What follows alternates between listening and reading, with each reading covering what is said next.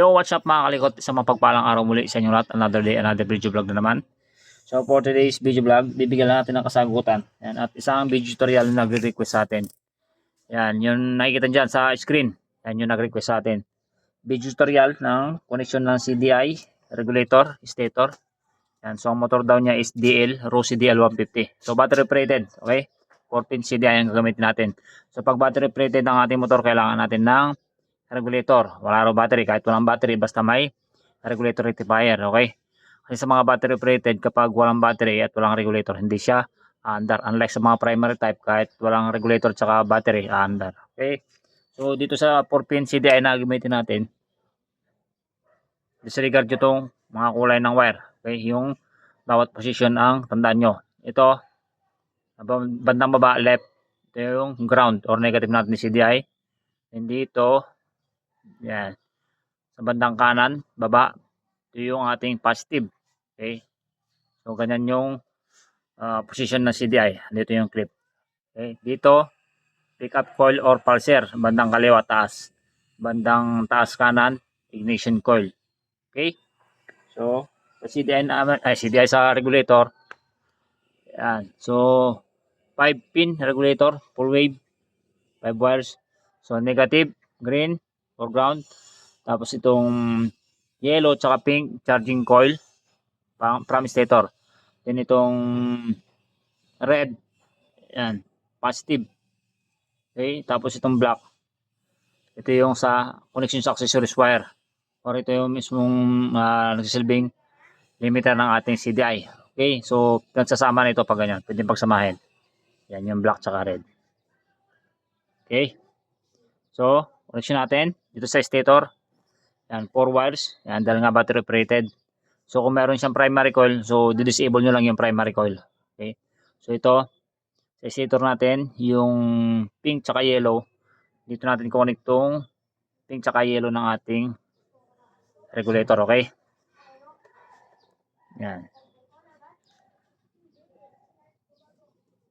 Yan lang. So, balutin ng electrical tape mga kalikot. Yan, babalutin ha.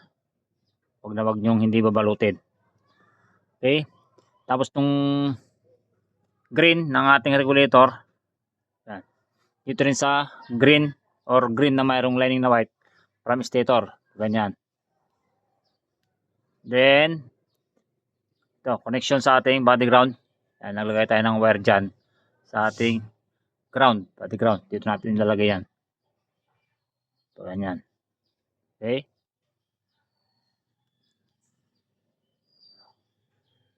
Then, next tayo sa ating CDI. CDI natin, tulad sabi ko kanina, bandang kaliwa, ito yung ground. Dito natin connect sa green ng ating regulator na na-connect din sa body ground at papuntang stator na color green. So, palutin natin electrical tape para di siya magdikit.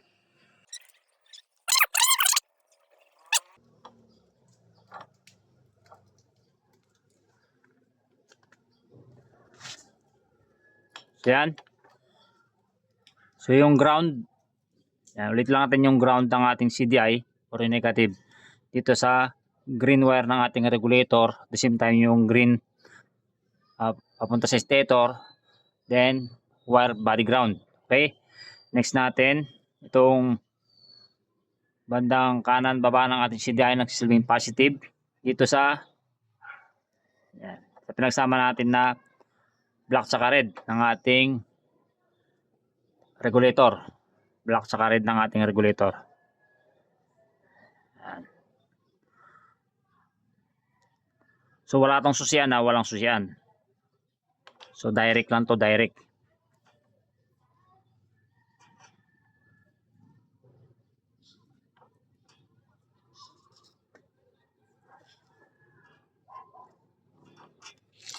Okay. Next natin, itong sa ignition coil natin, bandang taas kanan ng ating CDI, papunta sa connection natin sa ignition coil dito. Black na mayroong line na yellow. Ito yung ignition coil natin. yung black na mayroong lining na yellow.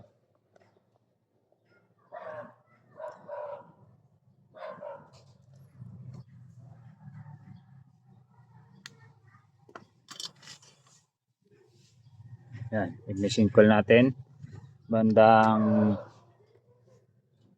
taas kanan ng ating CDI.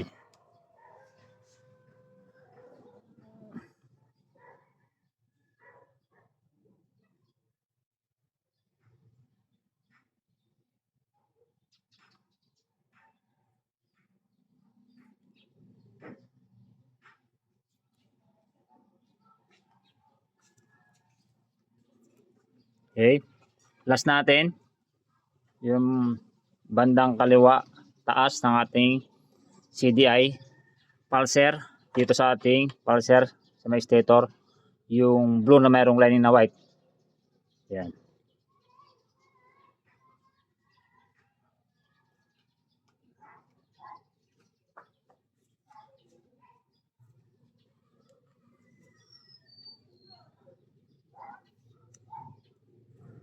So, ganun lang.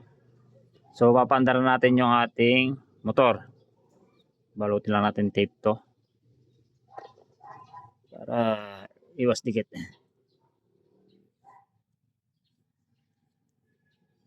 So, papaandar natin itong motor. Yan, rekta. So, dahil nga wala siyang susian. Okay, try na natin.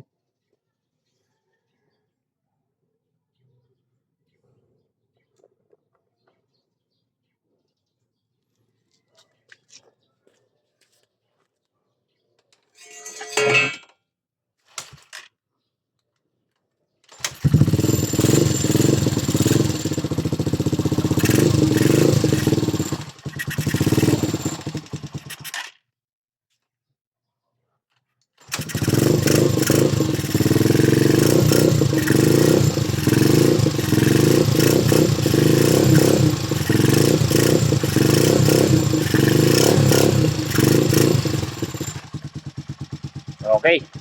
So, ganun lang. Basic kabit or connection ng CDI regulator stator battery operated na motor. Okay. So, sa'yo boss na nag-request. So, ito na yung request mo. Sana makatulong tong video na to para sa'yo. Okay. Thank you. Thank you.